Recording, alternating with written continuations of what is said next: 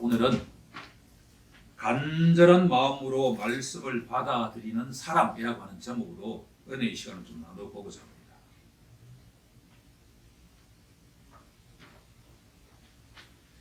교회는 공부하지 않으면 되지 않습니다.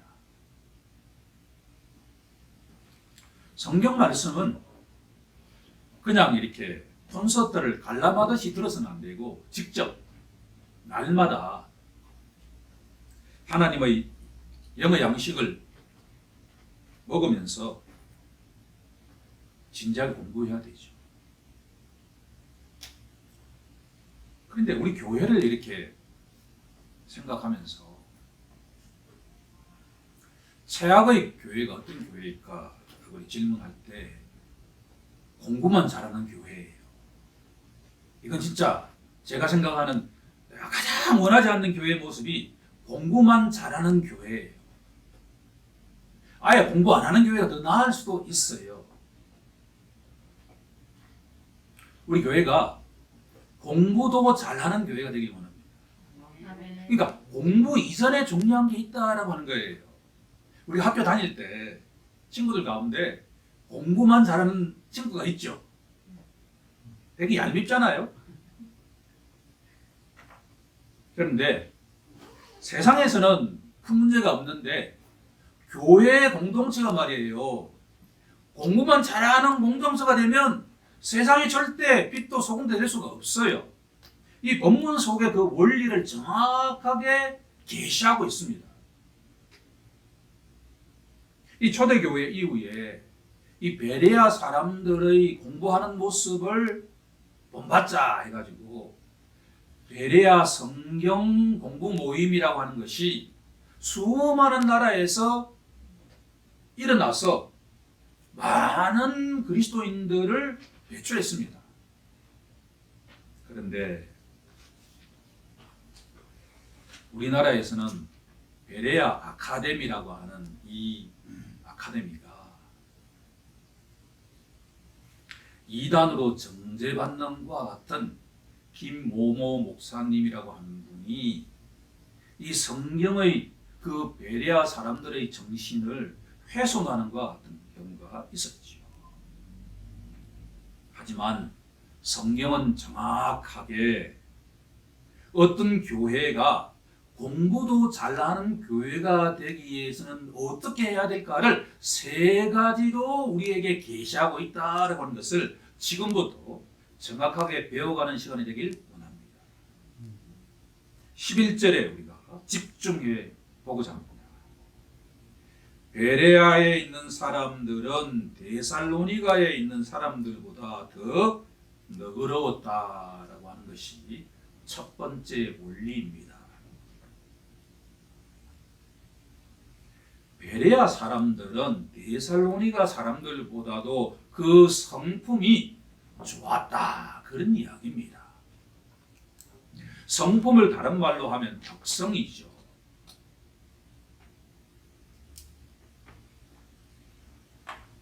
일전에 어떤 목사님과 사모님과 교제를 하는 가운데 요즘 교회에 가장 필요한 게 성숙한 그리스도인들이 참 필요한데 덕성교회 이름을 너무나 잘 지었다는 거예요. 한국의 교회에 가장 필요한 지점이 뭐냐 그러면 바로 성품이 좋은 크리스천이에요. 그게 덕이 있는 크리스천이죠. 베레아 사람들이 데살로니가 사람들보다도 더 성품이 좋았다. 그것을 너그러운 성품이라고 이야기를 하고 있습니다. 첫 번째 갈로의 정답은 너그러움이라고 하는 단어죠. 너그럽다. 사전에 찾아보니까요. 마음이 넓고 그 속이 깊다라고 되어 있습니다. 지금 한글 성경은 번역본이다라고 하는 거 우리 다 알고 있죠. 원래 성경은 신약 성경은 헬라어, 그리스어로 되어 있기 때문에 한글로 번역된 거예요. 이 한글 성경이 개역 개정 성경인데 직전 성경이 개역 성경이죠. 개역 성경은 이 너그럽다라고 하는 단어를 어떻게 번역해 놨냐 그러면 신사적이다 이렇게 번역이 되어 있죠. 베레아 사람들은 데살로니가 사람들보다 더 신사적이었다라는 의미입니다.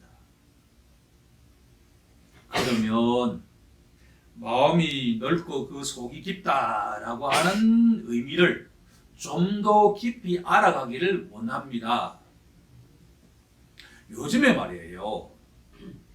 이 오픈 소스 운동에 따라서 이 헬라어 원문은 물론이고 각종 영어 번역되어 있는 것들이 인터넷에 무료로 올라가 있어요.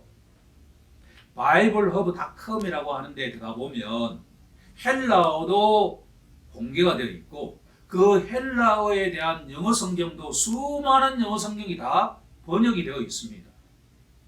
거기서 제가 요즘 많은 유익을 얻고 있는데 영어 성경 가운데 두 가지 번역이 저에게 아주 눈에 들어왔습니다.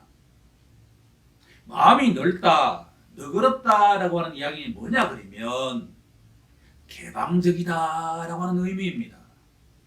영어로 말하면 오픈마인디드다라고 하는 것이죠. 우리 교회 모든 성도님들이 개방적인 성품의 소유자가 되길 간절히 소망합니다. 이 무슨 말이냐 그러면 개방적이다라고 하는 것은 어떤 사람들과 대화할 때 나 이야기를 일방적으로 이야기하지 않는다라고 하는 거예요. 타인의 이야기도 귀를 기울인다라는 이야기입니다.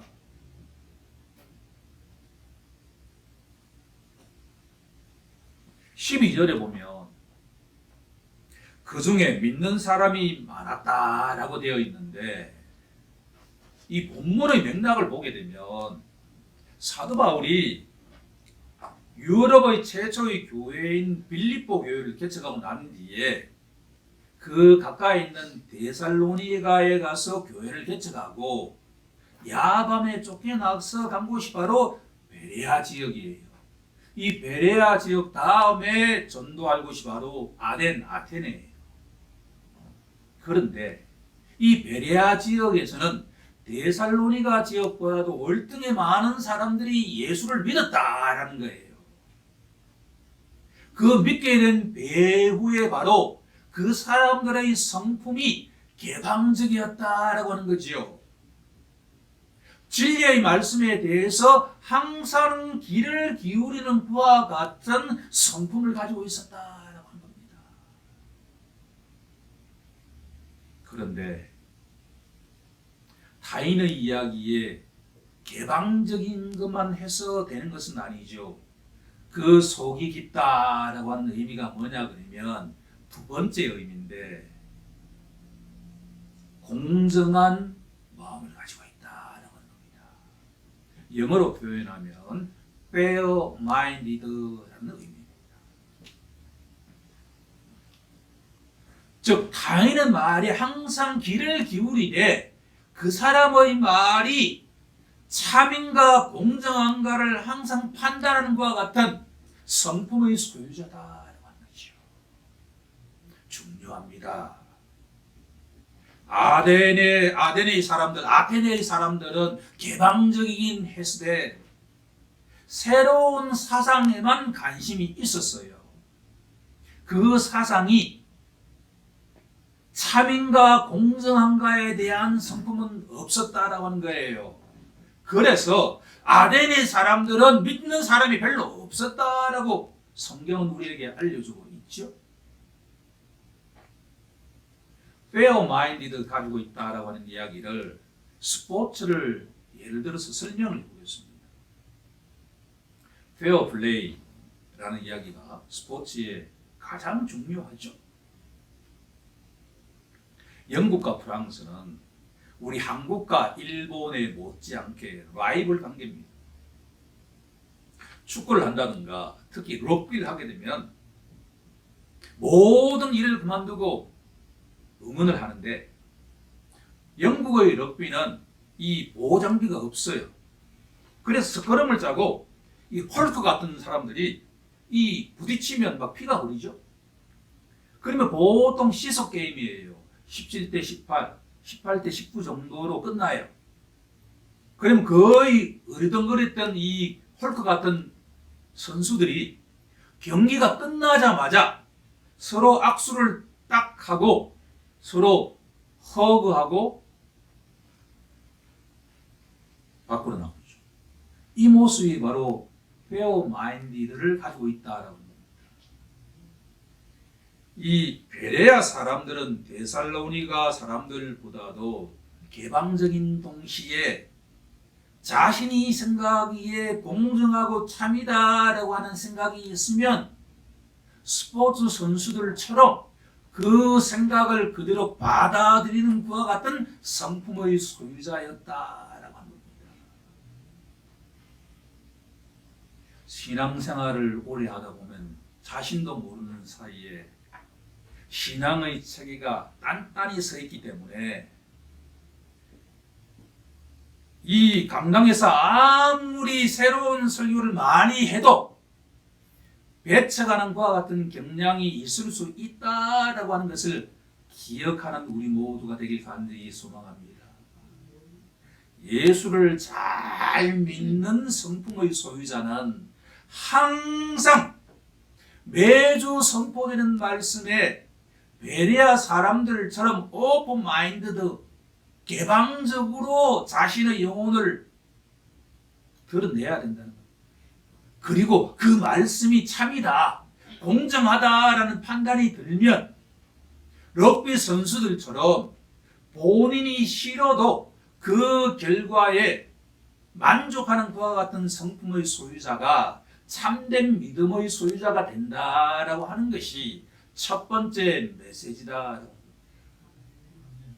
우리 덕성교회 모든 성도들도 베레아 사람들처럼 너그러운 성품의 소유자가 되길 간절히 소망합니다. 두 번째, 예수를 잘 믿기 위해서는 첫 번째가 성품, 덕성이었다고 한다면 두 번째가 뭐냐 그러면 태도입니다. 11절 중간에 보면 간절한 마음으로 말씀을 받았다라고 되어 있지요.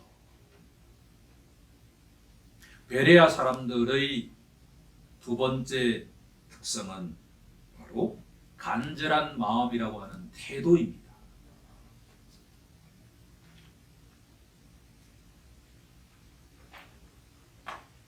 우리나라 성경에는 마음이라고 이렇게 번역이 되어 있지만 원어에는 마음이 없어요. 태도를 말하는 거예요. 그러면 간절한 마음으로 말씀을 받아들였다라고 하는 의미가 무엇인가를 우리가 질문해 본다면 받아들였다라고 하는 것은 환영했다 이런 의미가 강합니다. 웰컴했다. 10절 마지막 부분을 보게 되면 사도 바울 일행이 안식일이 되면 유대인의 회당에 들어갔다라고 되어 있는데 이 들어갔다라고 하는 이 동사의 시제를 보면 미완료 시제인데 이것은 바로 사도 바울이 반복해서 회당에 들어갔다라는 이야기입니다. 한 번 들어간 게 아니라 여러 차례 안식일 때마다 계속 가서 사도 바울 목사님이 복음을 선포했다 그런 이야기예요. 그럴 때마다 이 베레아 사람들은 그 말씀을 환영했다 이런 이야기입니다.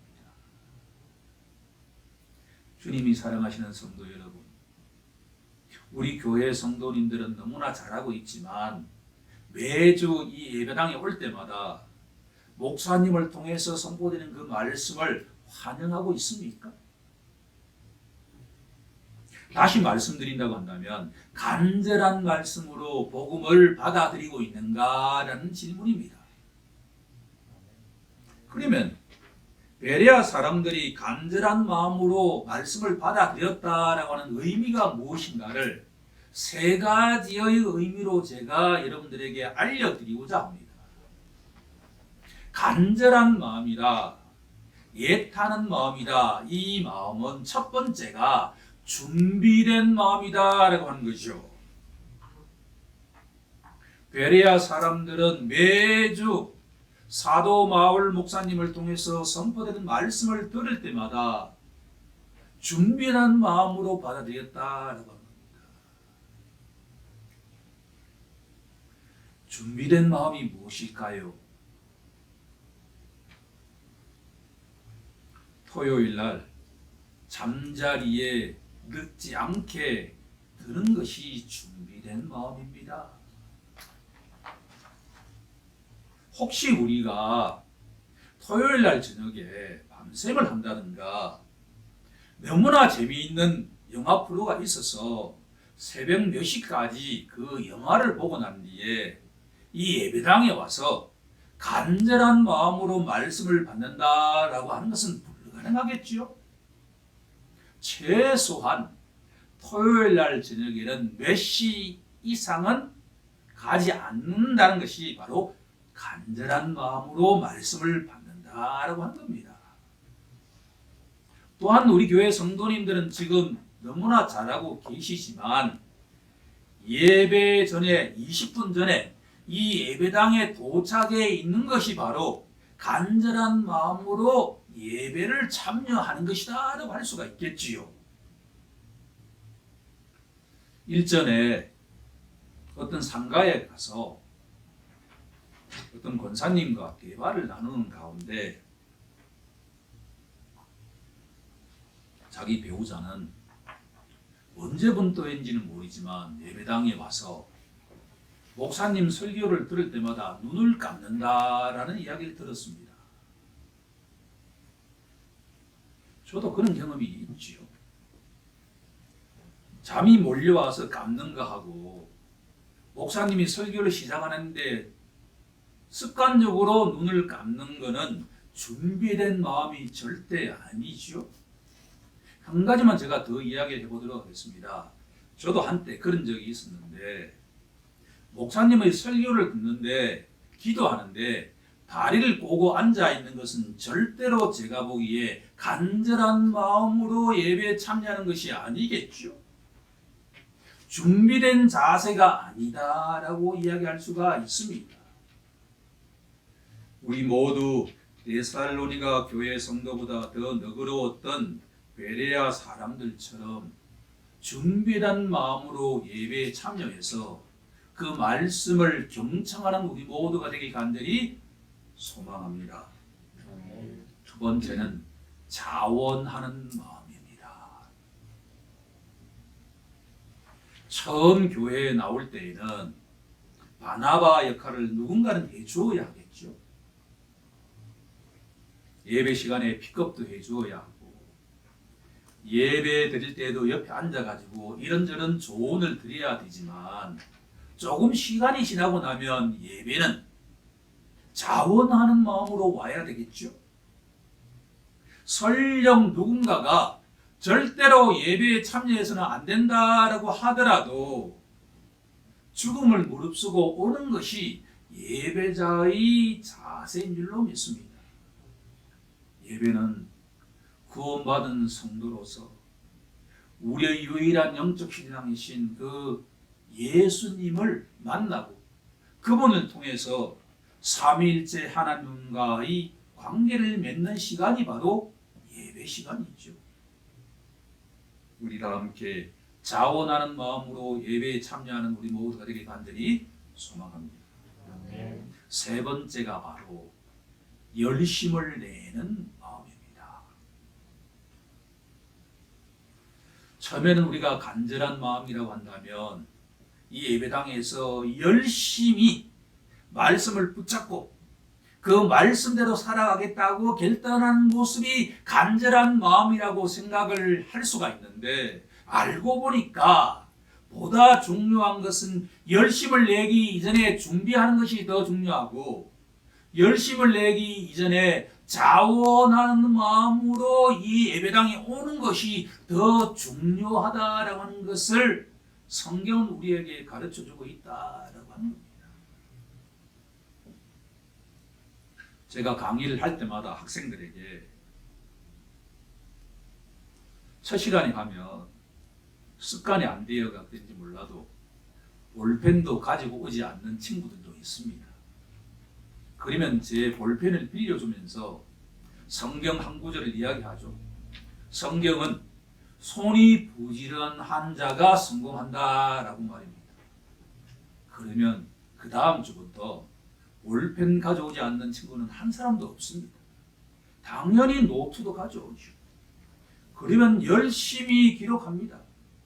저는 이 오디오 시대에도 글자를 써가면서 강의를 하는 스타일인데 그 이유 가운데 하나는 파워포인트를 가지고서 강의를 듣게 되면 너무나 편하게 들어요. 들을 때는 다 아는 것 같아도 강의가 끝나고 나면 남는 게 하나도 없는 게 파워포인트 설계죠. 왜냐하면 관객이 되어 있기 때문입니다. 예배는 절대로 관객이 되어서는 안 됩니다. 열심을 내는 마음이라고 하는 것은 뭐냐 그러면 자기 손과 자신의 눈과 자신의 마음과 자신의 전인격을 가지고 그 진리의 말씀을 받아들이는 자세가 바로 열심을 내는 자세다라고 하는 것이죠. 궁극적으로 중요한 것은 우리의 주보에 메모하는 것이 중요한 게 아니라 그 진리의 말씀을 나의 마음판에 새기는 게 가장 중요한 줄로 믿습니다. 그 말씀이 마음판에 새겨져야만 그 말씀의 능력으로 한 주를 우리가 힘있게 살아갈 수가 있습니다. 말씀은 살아있고 역사합니다. 말씀은 태초에 계셨던 인격체이시기 때문에 지금도 살아 역사합니다. 우리 눈에 보이지 않을 뿐이지 우리 심령 속에 마음 속에 심겨져 있는 그 말씀은 날마다 우리에게 살아 움직인다라고 하는 것을 기억하는 우리 모두가 되길 원합니다. 우리들은 거듭난 자는 주님의 말씀만으로 살아가는 자이라는 것을 믿는 자가 되길 간절히 원합니다. 그 말씀을 붙들고 나아갈 때 세상이 우리들로 인해서 변화될 줄로 믿습니다. 세 번째 내용으로 이제 넘어가고자 합니다. 세 번째가 바로 이제 행함인데 공부하는 겁니다. 오늘 이 말씀을 통해서 우리가 새롭게 배웠던 것은 공부하기 이전에 두 가지가 필요하다고 하는 거죠. 첫 번째가 뭡니까? 바로 너그러운 성품의 소유자가 되어야 된다라고 하는 것이고, 두 번째가 바로 간절한 마음, 간절한 태도로 예배와 말씀을 대해야 된다라고 하는 거죠. 이 두 가지가 전제되고 난 뒤에 공부하는 공동체가 되어야 된다라고 하는 겁니다. 공부는 우리가 행함이지요. 11절 마지막 부분을 보게 되면 이것이 그러한가 하여 날마다 성경을 상고했다라고 되어 있습니다. 공부한다는 것은 날마다 성경을 상고하는 것이다.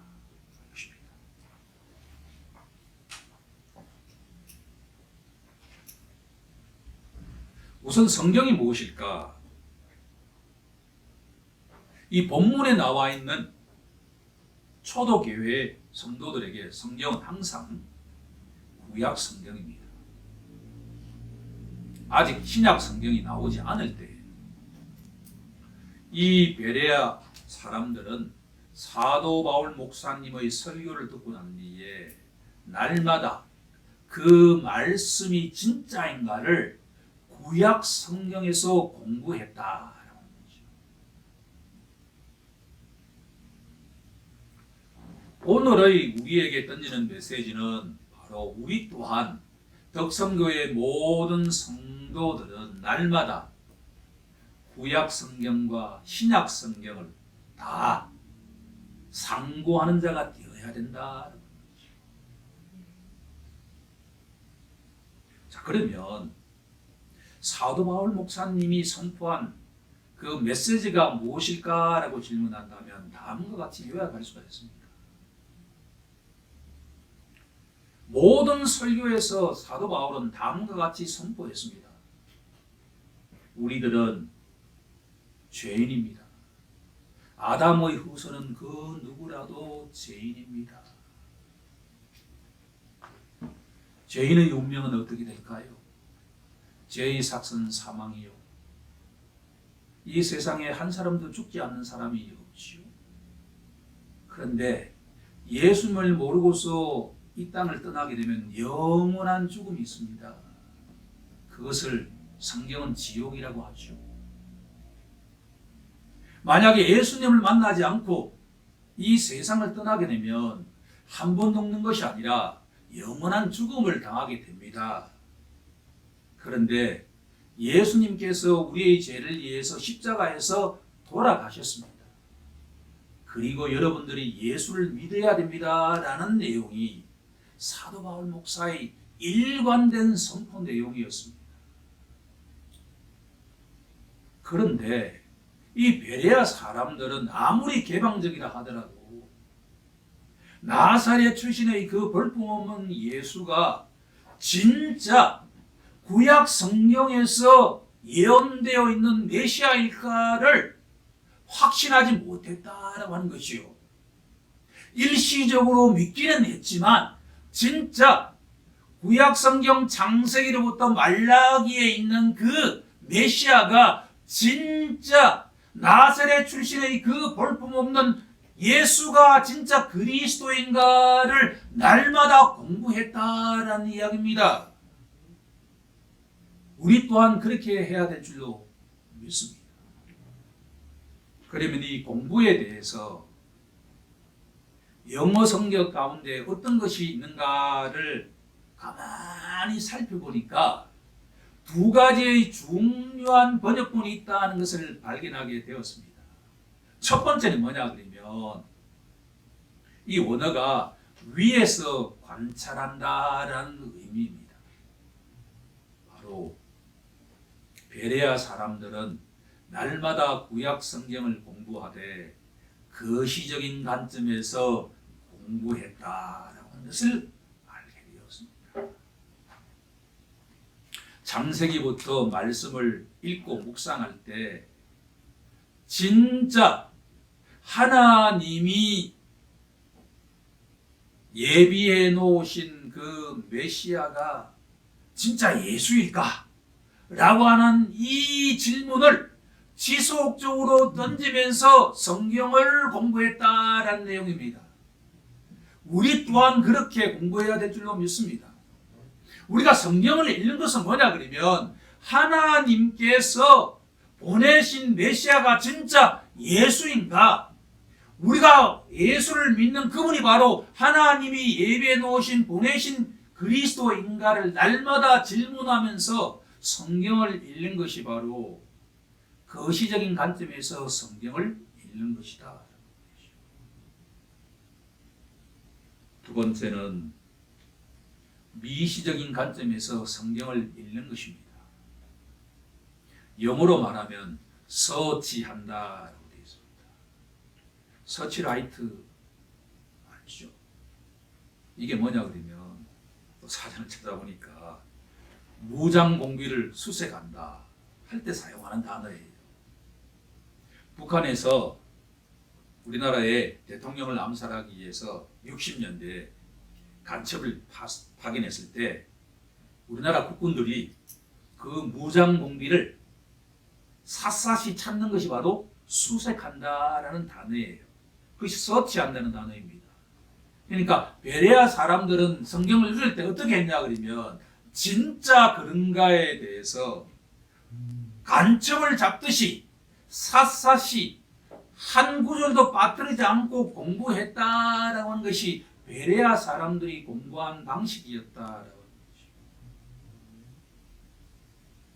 우리 모두 그렇게 공부하길 간절히 소망합니다. 오늘 말씀을 우리가 한번 정리해 보고자 합니다. 교회 공동체는 기본적으로 공부해야 하는 공동체인데 공부만 잘하는 공동체가 되어서는 안 된다라고 하는 것이죠.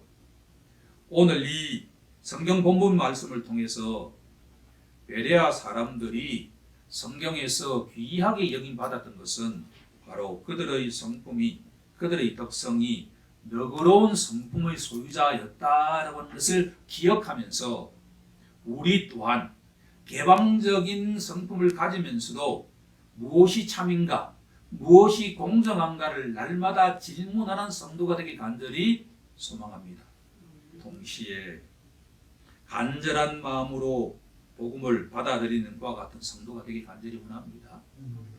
준비된 마음의 자세를 가져야 하고 자원하는 마음의 자세를 가져야 하고 더구나 열심히 필기하고 열심히 내 마음편에 그 말씀을 새기는 열심을 내는 마음의 소유자가 되면서 성경을 날마다 상고하는 자, 공부하는 자가 바로 믿음을 갖게 되는 척경이다라고 하는 것을 기억하는 우리 모두가 되길 간절히 소망합니다. 아멘. 결국은 성품과 태도와 공부가 함께 가는 공동체가 우리 덕성교회가 지향하는 공동체다, 모습이다라고 하는 것을 기억하는 우리 모두가 되길 간절히 원합니다.